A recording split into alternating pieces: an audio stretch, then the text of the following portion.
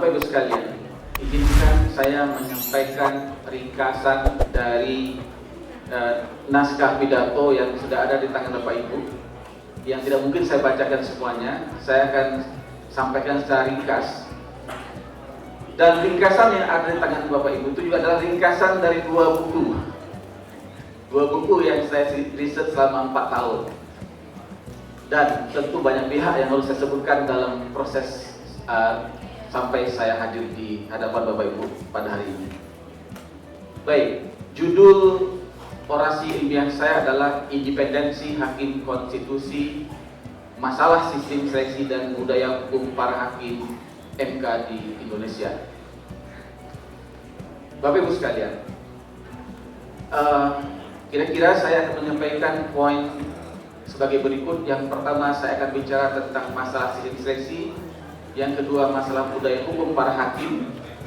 Kemudian saya akan menyampaikan rekomendasi apa yang bisa saya sampaikan sebagai pertanggungjawaban saya sebagai orang yang telah melakukan riset. Barangkali kalau bisa dikatakan dari awal saya menulis disertasi, ini risetnya sudah 14 tahun. Panjang sekali dengan fokus konstitusi dan demokrasi. Bapak Ibu sekalian, saya kira yang hadir di sini sudah sangat paham dan sudah membaca berita.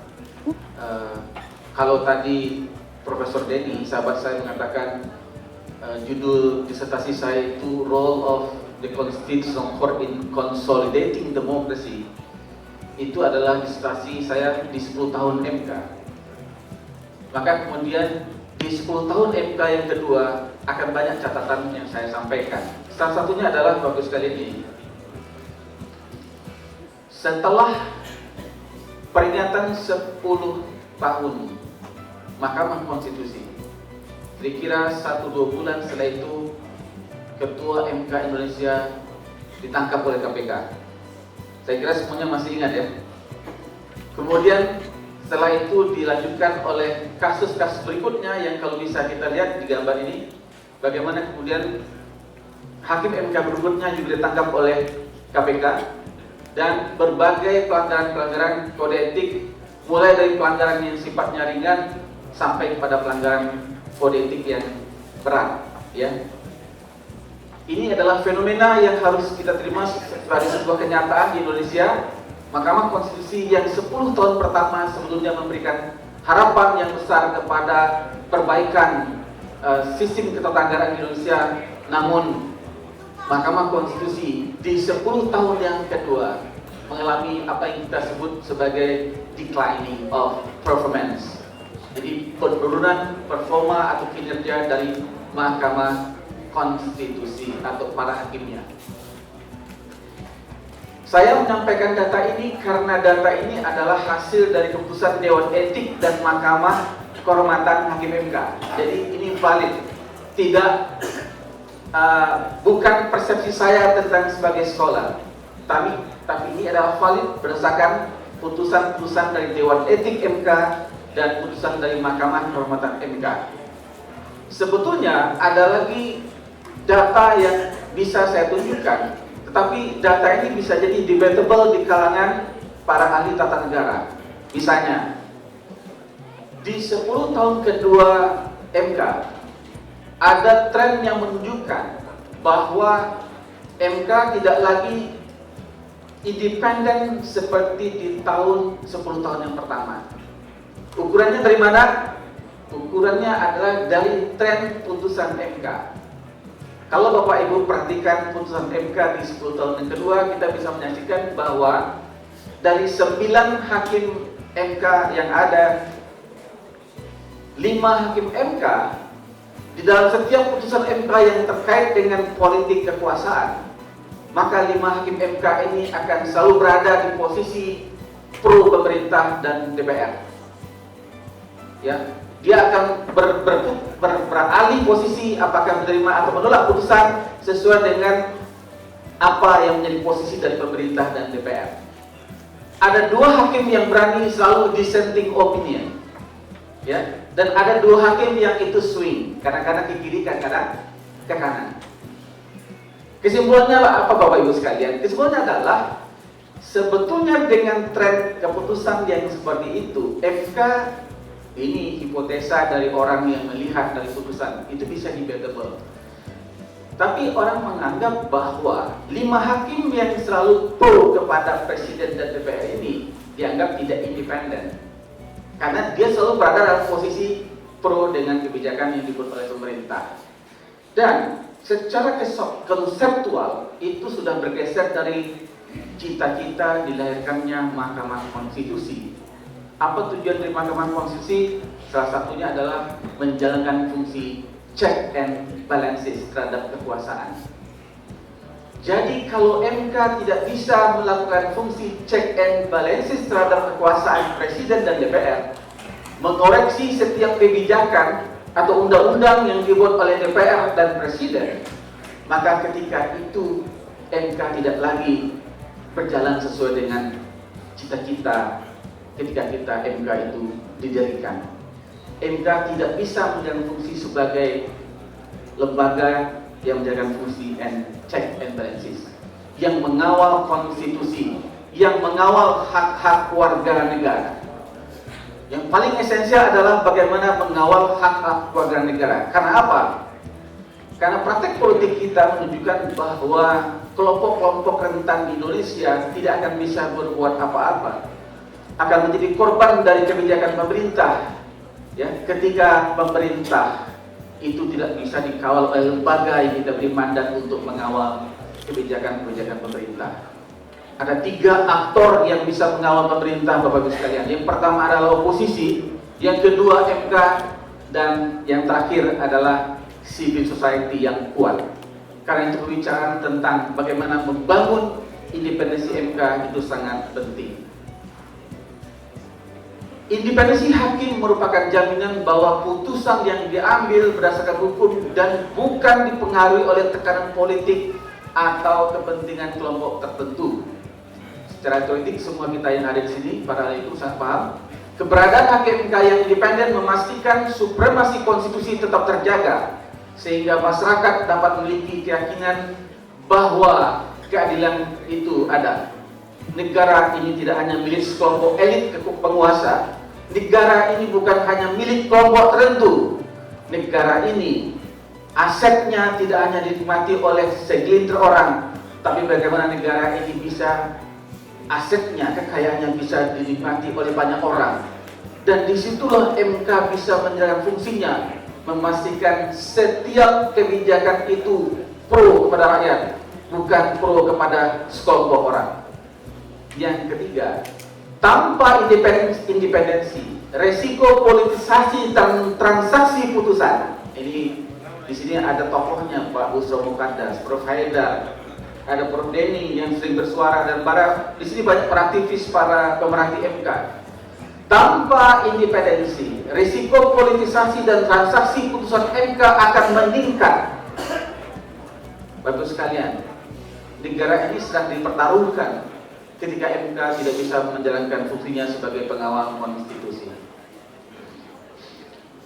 Secara teoretik kita paham bahwa negara kita adalah negara hukum, dan salah satu ciri yang melekat di sebuah negara yang mengklaim sebagai negara hukum adalah harus ada peradilan yang independen.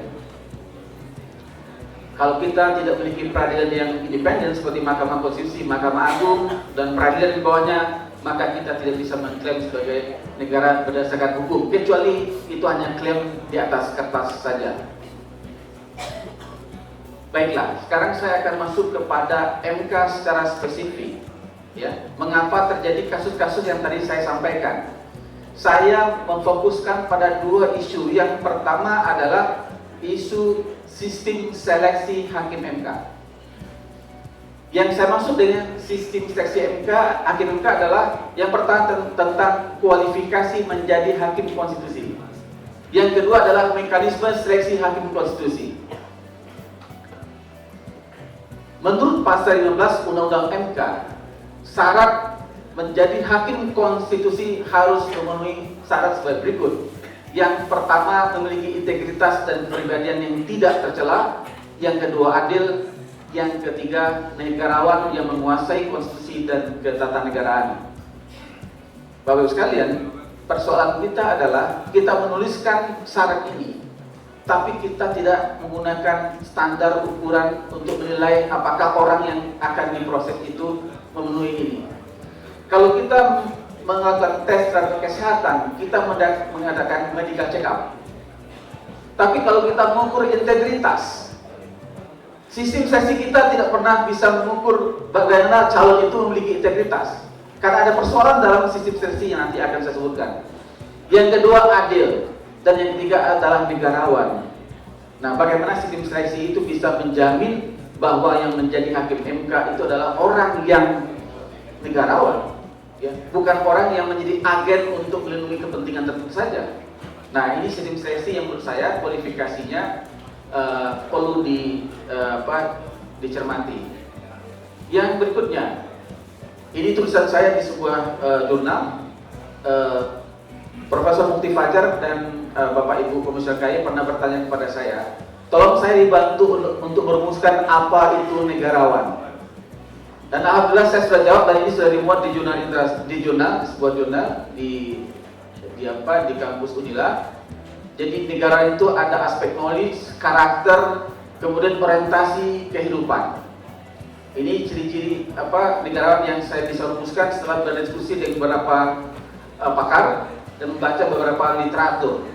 Nah, pertanyaannya adalah bagaimana caranya sistem seleksi itu bisa menyaring orang-orang terbaik dengan kualifikasi seperti ini.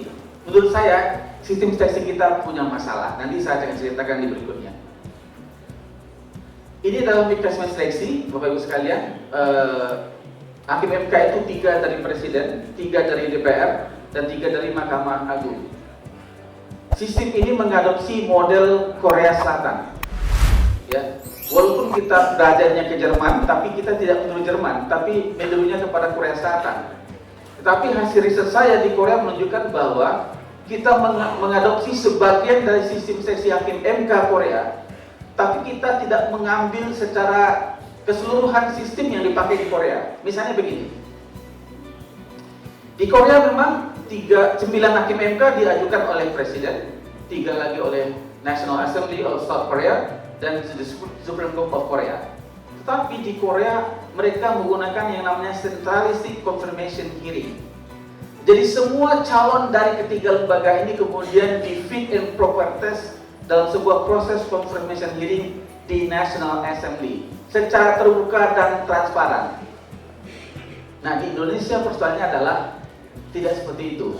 Jadi kita mengambil modelnya tapi tidak mengambil secara keseluruhan elemen yang harusnya bisa menjadi piranti bagaimana sistem itu berjalan dengan baik. Ya, ini seleksi di hakim di DPR. Kemudian ini oleh Presiden. Bapak Ibu sekalian, kita tahu di DPR itu sistemnya lumayan terbuka, walaupun unsur politiknya sangat tinggi.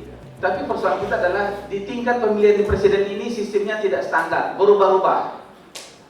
Pernah ada hakim MK yang diangkat langsung tanpa fit and proper test. Ya. Begitu juga di DPR pernah ada hakim MK yang tidak dilakukan fit and proper test karena dianggap itu di periode kedua. Tetapi kalau kita lihat di Korea Selatan, setiap hakim apakah periode pertama atau periode kedua tetap menjalani fit and proper test. Kenapa? Justru masalahnya adalah hakim yang di periode kedua itu ada kemungkinan punya masalah di periode pertama. Kalau tidak ada fit and proper test, berarti tidak ada proses yang transparan dan akuntabel untuk memastikan dia tidak punya masalah. Dan Bapak Ibu sekalian, kalau lihat data saya yang pertama, hakim ya, yang ditangkap itu adalah hakim yang bermasalah di tingkat pemilihan di DPR karena dia melalui proses yang menurut saya terlalu politis. Walaupun saya tidak menolak, itu adalah ada bagian dari proses politik, tapi too political. Nah, persoalan bangsa ini adalah semuanya too political.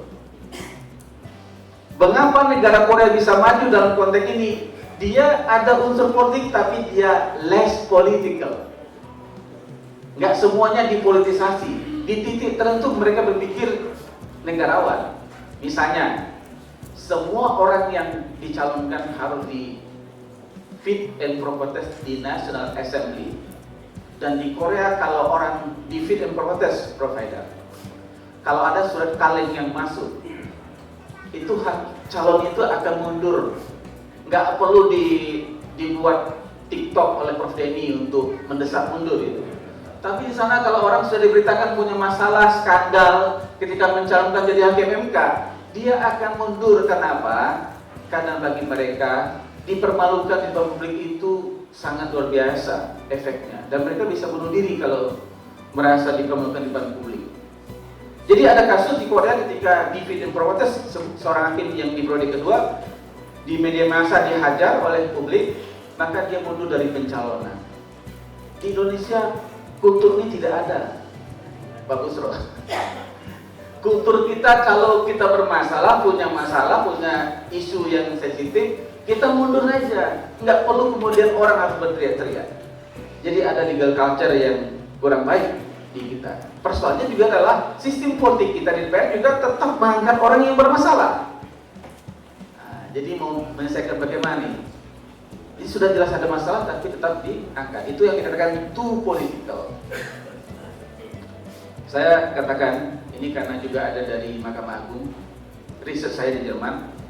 Kalau di Jerman kalau ada hakim Mahkamah Agung, hakim MK yang ditangkap oleh KPK-nya sana, maka semua anggota parlemen Jerman yang kemarin memilih dia di dalam pemilihan itu mengadakan konferensi pers meminta maaf kepada publik bahwa mereka telah salah memilih hakim agung atau hakim Mahkamah Konstitusi.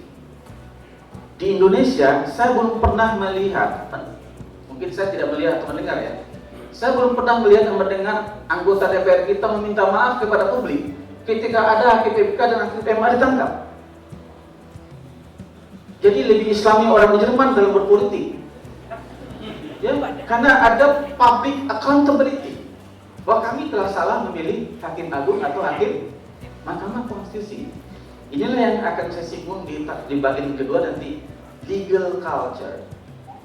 Semua undang-undang regulasi ada, kode etik ada, tetapi yang tidak ada itu adalah etika, adab. Makanya saya suka dari Prof Haidar di Muhammadiyah sering bicara berkeadaban, karena itulah yang hilang dalam politik dan dunia peradilan kita akhir-akhir ini. Nah, Mahkamah Agung masalahnya adalah sistemnya tertutup. Kalau sekarang ada hakim MK yang berasal dari MA itu bermasalah, terakhir yang melakukan pelanggaran berat, itu saya riset dan saya wawancara di Mahkamah Agung, memang sistemnya pemilihannya tertutup. Jadi kita tidak pernah bisa melihat proses pemilihannya, tidak bisa memberikan surat atau petisi atau masukan, dan tidak pernah bisa mengetahui kapasitasnya dalam konteks ketatanegaraan. Tidak bisa. Ya, saya nggak enak di sini ada orang MK untuk mengatakan lebih jauh, tapi orang MK saya kira tahu, ya, hakim MK yang jarang berbicara, tapi sekali hal langsung membuat geger dunia persilatan di Indonesia.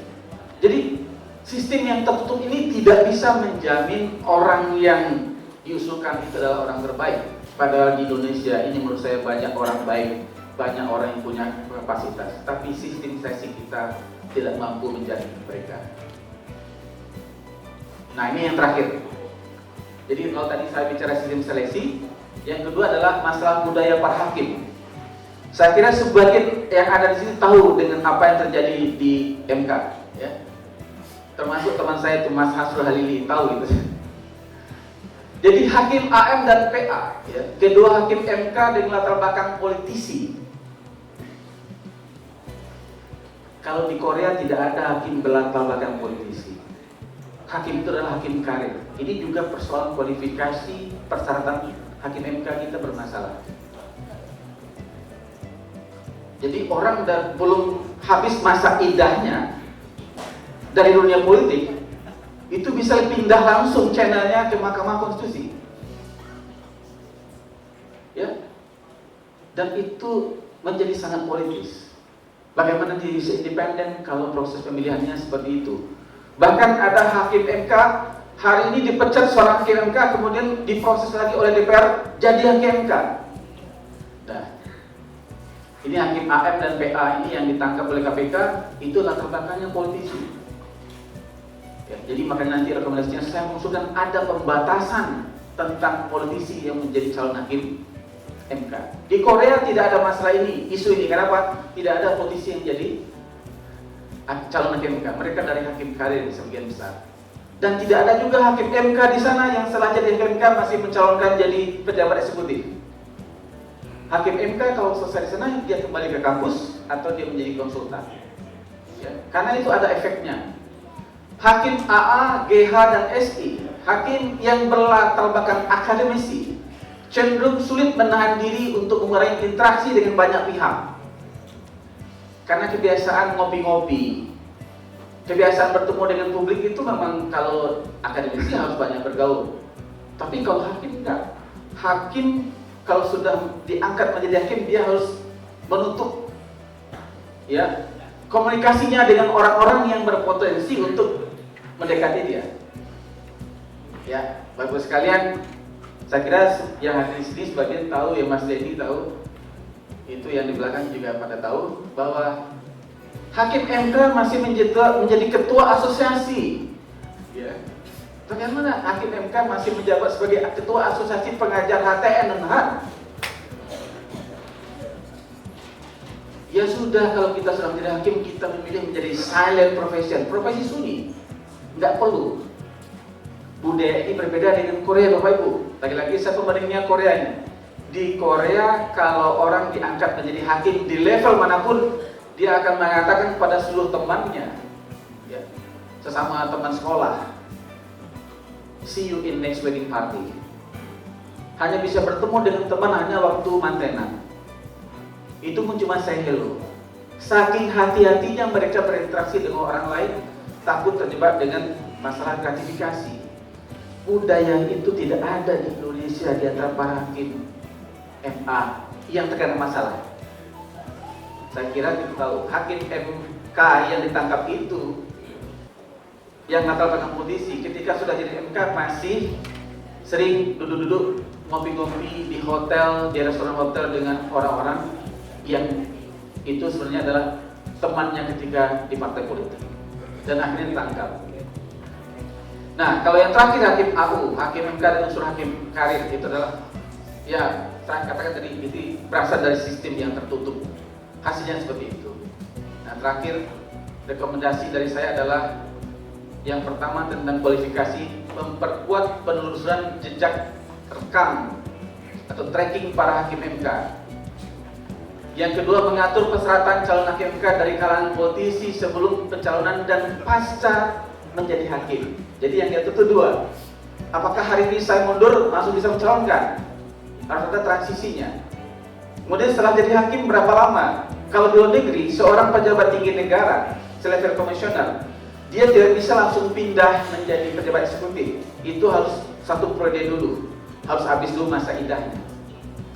Itu kira-kira. Kemudian rekomendasi berikutnya adalah sistem seleksi atau mekanismenya. Harus ada open centralistic model. Jadi kalaupun diserahkan kepada masing-masing lembaga yang tiga ini, maka proses fit and proper testnya harus ada secara terbuka, secara bersama-sama. Yang kedua, open decentralization model. Kalaupun diserahkan kepada mereka, harus ada sistem yang terbuka. Yang ketiga adalah model keterlibatan komisi judisial. Bisa jadi menyaringnya awalnya adalah komisi judisial, lalu diserahkan kepada lembaga terkait. Dan terakhir, urgency confirmation hearing. Ya. Indonesia belum punya undang-undang confirmation hearing yang sudah dimiliki oleh Amerika dan Korea Selatan. Karena itu pengusulan pejabat negara itu ya tergantung lembaga yang masing-masing. Saya sudah membuat itu draft confirmation hearingnya Indonesia. Hasil risetnya sudah saya sampaikan. Rekomendasi terakhir tentang budaya hukum para hakim. Yang pertama adalah membuat pembatasan terhadap calon hakim berlatar belakang politisi. Ini perlu kita timbang lagi. Yang kedua, memperkuat orientasi profesi dan sosialisasi kode etik hakim MK. Barangkali yang bukan backgroundnya hakim karir itu perlu ada orientasi yang lebih lama. Yang ketiga, memperkuat pengawasan terhadap hakim MK. Bapak sekalian, demikian hasil riset saya yang bisa saya sampaikan kepada Bapak Ibu sekalian untuk menutup orasi ini, izinkan saya menyampaikan ucapan terima kasih kepada banyak pihak. Di bagian akhir pidato ini, izinkan saya menyampaikan rasa syukur kepada Allah Subhanahu wa Ta'ala yang telah memberikan ridho-Nya sehingga saya. Berikutnya